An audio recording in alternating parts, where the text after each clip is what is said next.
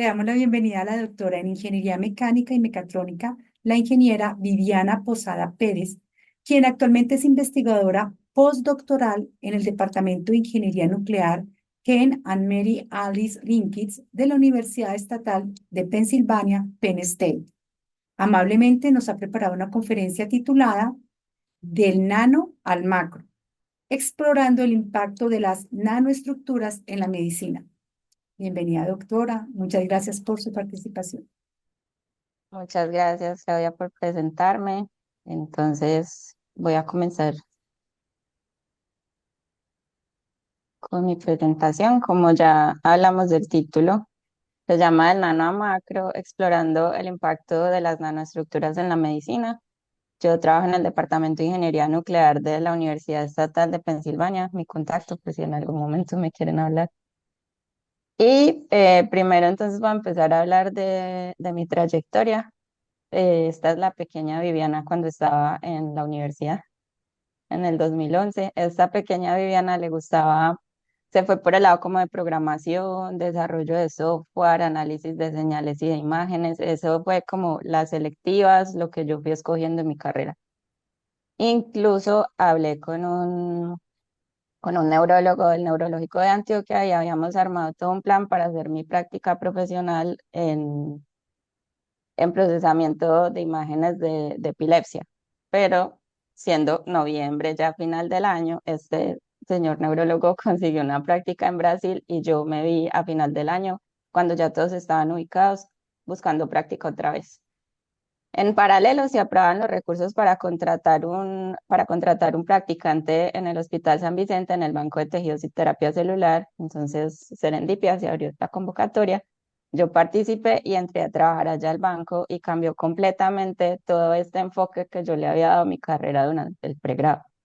Y empecé a trabajar en biología molecular, en inmunología, en preparación de tejidos, piel, hueso para trasplantes y un proyecto que era mi proyecto principal, que era el aislamiento de islotes pancreáticos, que también tenía la opción de ser una futura terapia de trasplantes para el tratamiento de diabetes tipo 2. Esto fue una experiencia bien importante en mi vida porque cambió completamente, le dio un rumbo a mi carrera. Y ahí en el banco de tejidos me quedé trabajando un año más y después de eso salí por toda Medellín buscando profesores que trabajaran en lo que yo había conocido y que me había gustado, que era la ingeniería de tejidos. En eso di con una maestría en ingeniería mecánica, donde junto con una profesora que también era de UPB y un profesor de la Universidad Nacional, planteamos hacer, y yo ya conocía también, es muy importante, yo venía al banco de tejidos y sabía cómo era el hueso, cómo funcionaba el hueso, cuál era la estructura del hueso, porque me había pasado un año y medio preparando hueso. Entonces propusimos un material que se pareciera mucho, que fuera biodegradable y que ese material lo pudiéramos usar para tratamientos de hueso en pérdidas óseas importantes. Lo planteamos en magnesio. ¿Qué podría resultar mal en un material si le aumentamos mucho el área superficial, si sabemos que este material es con el que se hacen los fuegos pirotécnicos y le subimos la temperatura a 700 grados? ¿Qué podría salir mal en esa tesis de maestría? Realmente todo. O sea, incendiamos el laboratorio muchas veces y nos tocó saber cómo hacer planes de contención, presentarlos a la ARL para que en las pólizas tuvieran claro qué era lo que estábamos haciendo y nos dejaran seguir con el proyecto. Aquí venía, acá no les mencioné que en el banco de tejidos yo entré cuando estaban haciendo una certificación, del banco, y estos conocimientos que yo había adquirido en ese principio me sirvieron para organizar aquí el laboratorio. Entonces saqué mi primer biomaterial, literal fue mi primer biomaterial porque lo patentamos y todo. Y tenía para este punto, para cuando terminé la maestría, un material que se parecía mucho al hueso humano, que se podía fundir sin incendiar el laboratorio, que esto requirió de un proceso de desarrollo de la técnica para esa fundición, pero el material se degrada muy rápido todavía, que no está bien para la reparación de hueso. Entonces, pero yo ya tenía aquí una muy buena base, entonces yo llevé mis resultados a una conferencia y ahí encontré la solución porque en esa conferencia había una presentación magistral de un profesor que estaba usando este equipo para modificar superficies de biomateriales. En esa conferencia, el profesor se acercó a mi póster y estuvimos pues, hablando, yo le estuve contando mi investigación y luego yo le estuve explicando por qué yo necesitaba hacerle esta modificación superficial a mi material. Después de esa conversación, un par de meses después, yo estaba recibiendo una invitación para trabajar en la Universidad de Illinois, en Urbana-Champaign, en el Departamento de Ingeniería Nuclear de Plasma y Radiológica, muy importante de plasma. Acabo de hacer un paréntesis para explicarles cómo se crean las nanoestructuras en los materiales. Acá el equipo que les mostré ahorita en una visión un poquito más simplificada es este. Entonces tenemos fuentes de iones, tenemos una capacidad de análisis in situ y si abrimos la cámara tenemos aquí el plasma, este de color moradito es un plasma de argón y acá la muestra. Y a este proceso le podemos estar modificando muchas de las variables, por ejemplo, la especie de gas, el ángulo de incidencia, que es la forma en que los iones le pegan a la superficie, la cantidad de iones que le van a pegar a la superficie y la energía. Y por otro lado, cuando tenemos capacidad de análisis in situ, nosotros podemos conocer cuál es la respuesta que está causando en el material a nivel molecular, a nivel atómico, entonces sabemos cuántos átomos están saliendo de la superficie, qué tipo de puentes se están rompiendo o qué tipo de puentes se están formando, porque el material puede volver a caer sobre la superficie.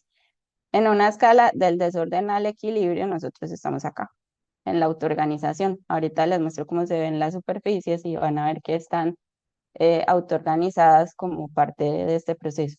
Entonces, controlando el tipo de estímulo y conociendo la respuesta del material, podemos tener un diseño racional de un material con infinidad de funciones. Acá me preguntaba yo, entonces solo son nanoestructuras, que ya es bastante, pero en mi tesis de doctorado justo tuve todo el tiempo esta discusión con mi director y fue no solo son nanoestructuras, algo más está pasando en esta superficie. Esta era la superficie antes y esta es si hacemos un corte transversal a la superficie, esta es la sección cruzada. Y esta es la superficie después. Acá miren que creamos un montón de nanoestructuras, pero no eran solo nanoestructuras. Cuando miramos la sección cruzada, que esto es esto, después tenemos un montón de punticos que son nanoaleaciones muy cerquita a la superficie. Esta barra representa 500 nanómetros. Y aquí, con este hallazgo, entonces desarrollé mi doctorado. Para el magnesio se veía así. Este era el magnesio que no habíamos tratado. Cuando uno mete el magnesio en agua, eso es como un alcance, se le empieza a echar burbujas de gas de hidrógeno. Eso obviamente no es bueno para reparar hueso. Así se veía el magnesio cuando lo reparamos y teníamos dos lados. Si aumentábamos mucho la energía, teníamos este lado que se llenaba de burbujas, pero si usábamos una energía controlada, teníamos este donde se paraba un poco, porque tampoco queremos que no se degrade, esa evolución de hidrógeno. Eran pequeñas adaptaciones. Cuando digo mucha energía o poca energía, era cambios de energía, decían electron volts, que es muy poquito. Y esto es lo que terminaba pasando en la superficie cuando la poníamos en un medio ambiente biológico que se calcificaba. Entonces en esta superficie ya tenemos magnesio, ya tenemos calcio, ya tenemos fosfatos. Así terminó funcionando la superficie. Esta es una muestra control que se degradó completamente después de una semana de ponerla debajo de la piel de una rata. Y esta es la muestra modificada después de 8 semanas de haber sido puesta en la piel de una rata también. Acá vemos que estas muestras se mantuvieron estables por esas 8 semanas, que no estuvo cambiando la estructura y que la tasa de corrosión tampoco cambió tan drásticamente y se mantuvo en el tiempo. Que entonces hace como el match entre cuando está creciendo el hueso y cuando se está degradando la estructura. bueno, aquí terminé mi doctorado, al finales del 2021. Para finales del 2022 estaba llegando a Pennsylvania State University, también recibí mi modus operandi en la carrera, es ir a un congreso y hablar con un profesor. Entonces, en un congreso hablando con un profesor, también recibí una invitación para venir aquí al departamento de ingeniería nuclear también, y incluso también recibí otra invitación para ir a un departamento de ingeniería mecánica en una universidad en Canadá. Después del discernimiento me decidí por la energía, por la ingeniería nuclear porque siento que es el futuro y me vine para acá. El profesor con el que yo estaba trabajando cuando llegué aquí a Penn State pasó a mejor vida. Él ahora está trabajando en el gobierno, liderando un programa para transición de la fusión nuclear, sacarla de las universidades y convertirla en una realidad. Y yo fundé BioAnswer, que es mi grupo de investigación y que aquí está el equipo con quien iniciamos BioAnswer. Y acá está el equipo de BioAnswer este año que fuimos a una conferencia en Corea donde también hablé con un profesor. Entonces el futuro está por decidir. Ella es Andrea, ella también es egresada de Ingeniería Biomédica de la escuela y ahorita les va a contar un poquito sobre su investigación. Entonces, ¿se acuerdan que había dos lados en el que aumentaba mucho? Acá con esto empezamos BioAnswer, con este proyecto. Había dos lados, uno donde se aumentaba muchísimo el hidrógeno y uno donde se detenía un poco la evolución de hidrógeno. Y yo terminé mi doctorado usando el lado donde se detenía un poco, pero ¿qué pasaba con el lado donde se aceleraba mucho? Eso es muy malo. Era una pregunta importante en ese momento y pasaba esto. Esto es una microtomografía de este ratón que miren, acá está el implante, miren la burbujita que se le formó.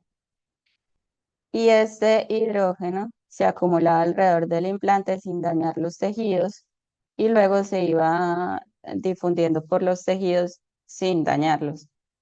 Eso podría ser una oportunidad si uno piensa que hay muchas terapias coayudantes en muchos tratamientos que usan hidrógeno molecular como parte de su estrategia. Entonces, acá nos preguntamos, ¿será que hacemos semillas de hidrógeno molecular para tratamiento de cáncer? Para este punto ya podríamos fundir sin quemar nada y con este grado así de pequeñito, con este grado de finura en las dimensiones, las semillas de magnesio. Y ya acuérdense que les había dicho que teníamos magnesio, calcio y fosfato sobre esta superficie. Había muchas ventajas del uso de hidrógeno molecular para tratamiento de cáncer porque reduce el estrés oxidativo, o sea que protege las células sanas, induce apoptosis selectiva por un mecanismo que se cree que solamente afecta las células cancerosas y mejora los efectos secundarios de otros tratamientos como las quimioterapias y las radioterapias. La pregunta ahora era, ¿será que el hidrógeno es suficiente? ¿Será que la molécula de hidrógeno es suficiente? Hay muchos autores que dicen que sí y están tratando de demostrar que podría ser solamente un tratamiento de cáncer. Yo en mi evidencia creo que se necesita combinar la terapia, pero para eso, pues en este punto tenemos toda la tabla periódica para combinar esta terapia de hidrógeno molecular. Voy a hacer aquí otro paréntesis para explicarles qué es la braquiterapia. La braquiterapia es un tratamiento de cáncer en el que se colocan fuentes de radiación directamente o muy cercanos al tejido canceroso o al tejido, porque no solamente se usa cáncer, entonces al tejido afectado. A diferencia de la radioterapia usa una fuente externa que irradia toda la zona, mientras que la braquiterapia, la fuente es interna y se pone al ladito del tejido. Aún así, se usan fuentes de energía que van muy lejos, que van de milímetros a centímetros. Entonces, si uno pone una semilla de braquiterapia en el seno, es muy posible que llegue todavía al corazón.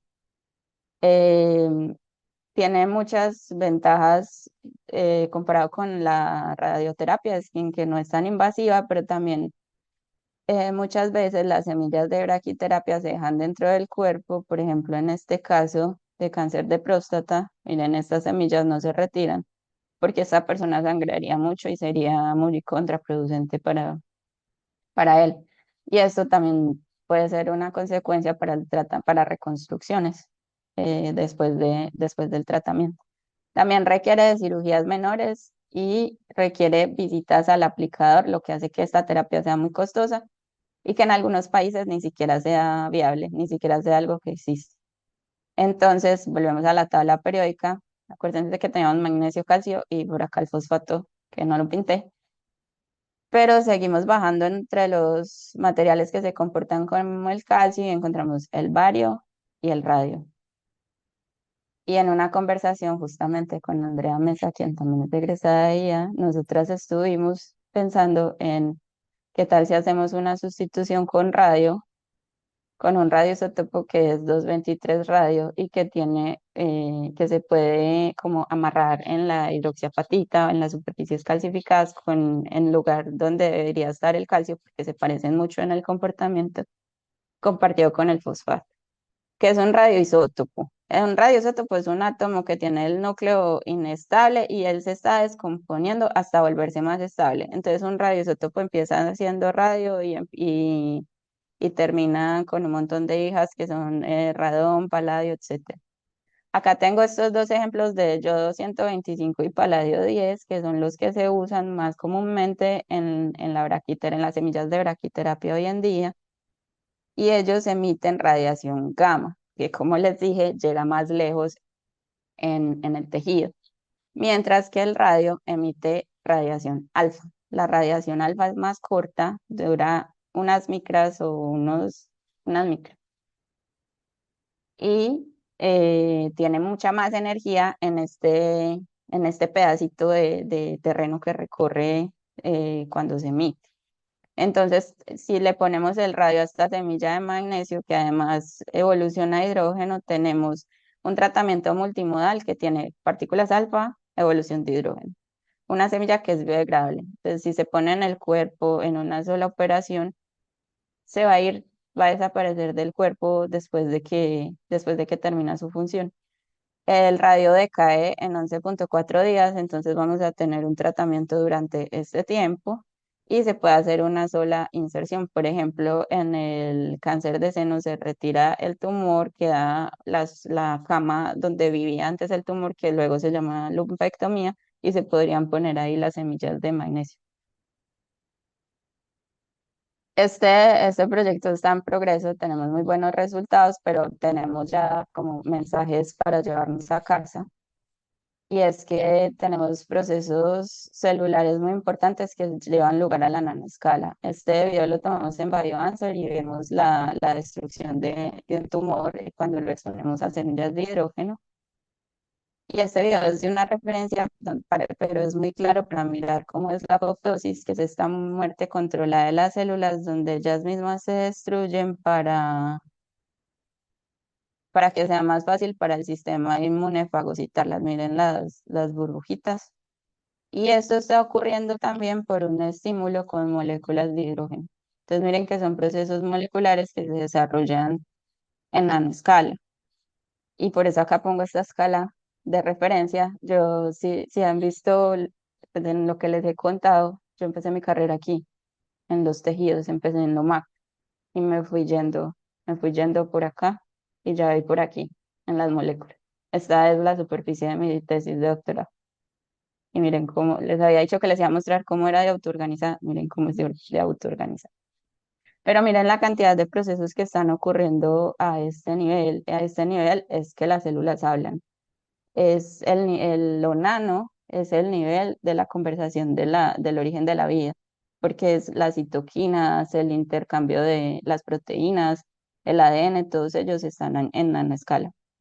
Entonces nosotros en Biodancer tenemos como la misión de hablarle a los tejidos o de desarrollar las terapias desde la escala del origen de la vida.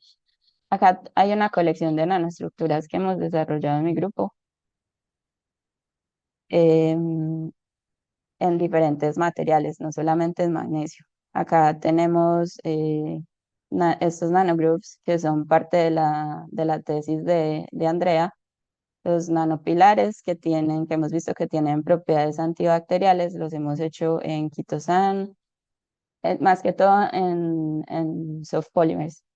En estos que están en fibroína de seda, las del magnesio que ya se las he mostrado, y estas que son como nanoporos que los creamos en polietilenquitón.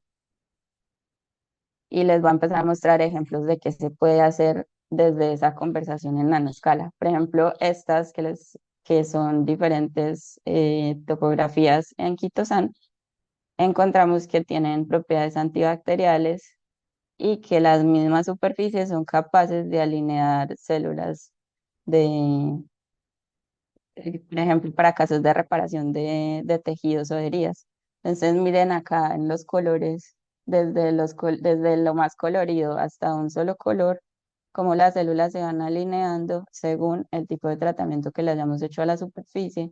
Y estas que son bacterias, que son E. coli y Staphylococcus, miren cómo hay diferentes estrategias para matarlas en la superficie, atraparlas, aislarlas, romper las membranas en una sola, con un solo tipo de topografía. Acá este es otro ejemplo en el que controlamos cómo se está comportando las células del sistema inmune sobre una superficie de fibroína de seda. Y esto vuelve a mis orígenes cuando estaba en el banco de tejidos y aprendiendo sobre aislamiento de órganos, inmunología, islotes pancreáticos. Y este material lo postulamos justamente para hacer aislamiento de órganos para trasplante. Entonces esto era muy importante que la topografía fuera capaz de controlar cómo se manejaban las células del sistema inmune. Acá tenemos el material prístino, el que no está modificado. Miren, este grupito de células, cómo se mueven de rápido y cómo caminan para juntarse con las otras. Se están acercando. Porque las células del sistema inmune se acercan y tratan de estar juntas para fagocitar cuerpos extraños, para hacer su función de defensoras. En la superficie que modificamos, miren lo que pasa. Están todas quietas en el mismo periodo de tiempo, no se desplazan y están separadas, no tratan de estar juntas.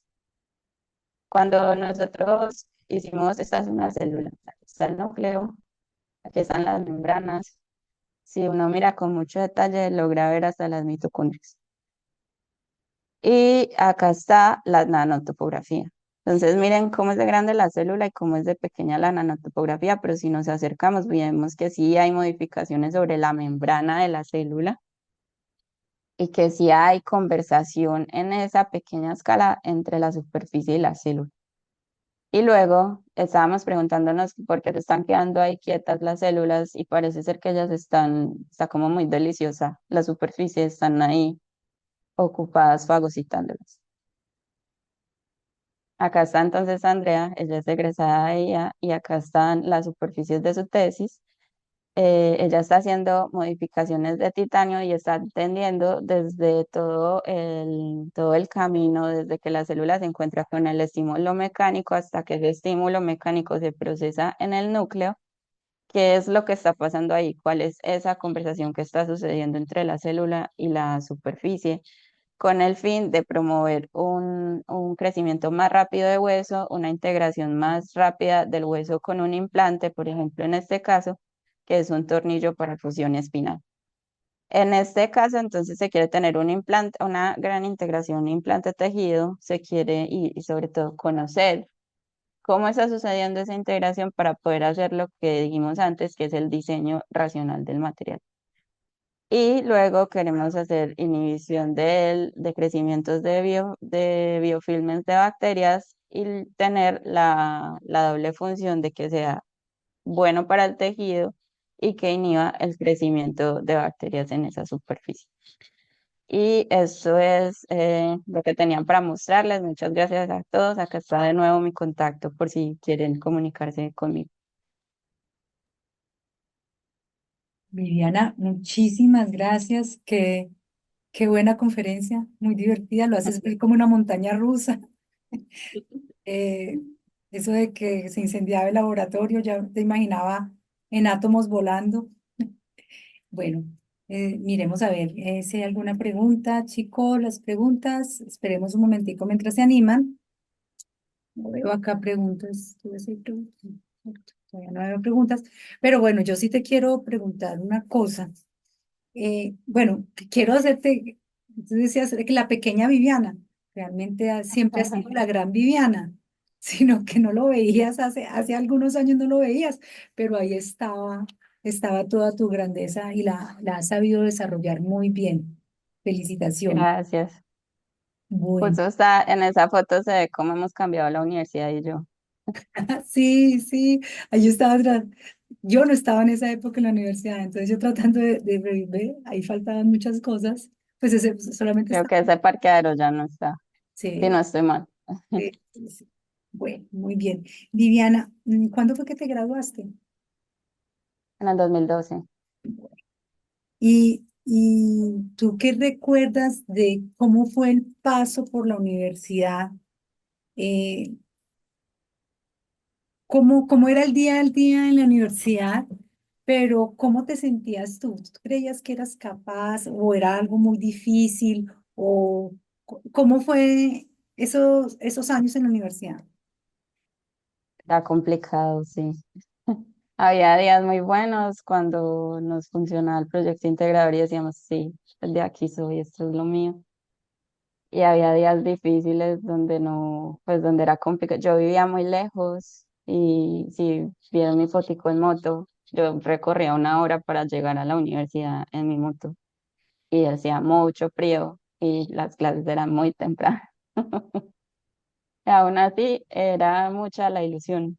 Pues yo me acuerdo que yo me hice ingeniera biomédica porque vi en una revista diseños de prótesis muy bonitas y como que mi ilusión era hacer prótesis tan bonitas que todo el mundo las quisiera usar, aunque no tuviera una discapacidad.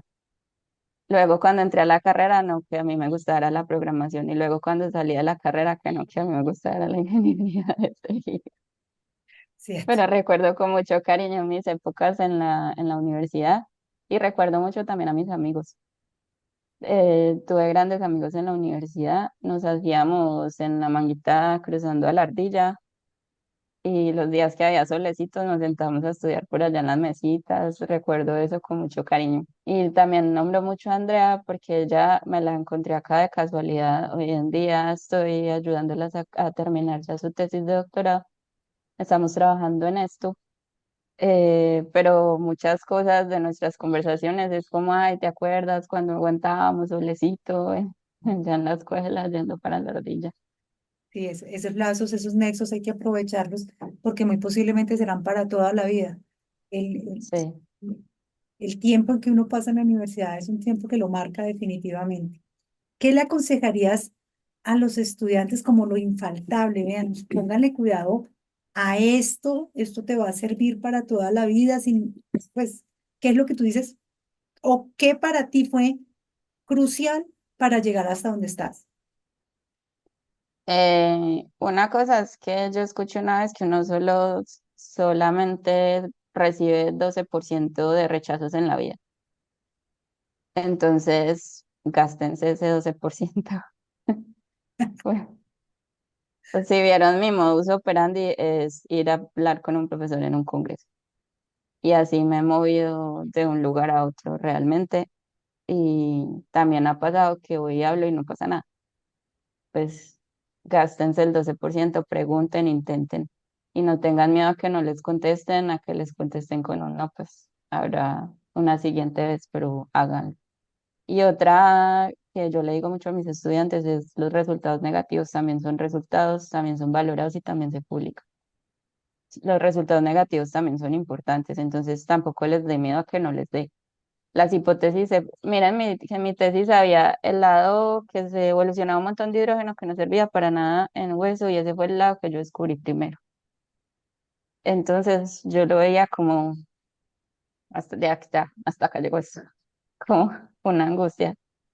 Pero las hipótesis se plantean o se rechazan, rechazamos la hipótesis y continuamos con una nueva hipótesis o rechazamos la hipótesis y le decimos a la gente este no es el camino.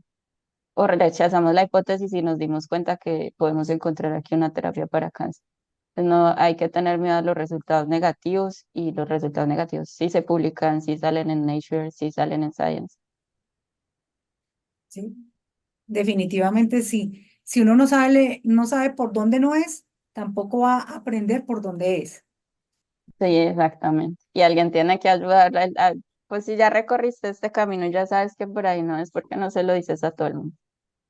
Eso es verdad, muy importante. Bueno, muchísimas gracias, un abrazo. Espero que nos encontremos por acá eh, para mostrarte todo lo que ha cambiado. Ya no está la ardilla, ya no, hay otro proyecto allá, entonces ya, pero siguen el pastico sigue, el solecito sigue, Ah, entonces por aquí te esperamos. Muchísimas gracias. muchas gracias y muchas gracias por la invitación. Un abrazote.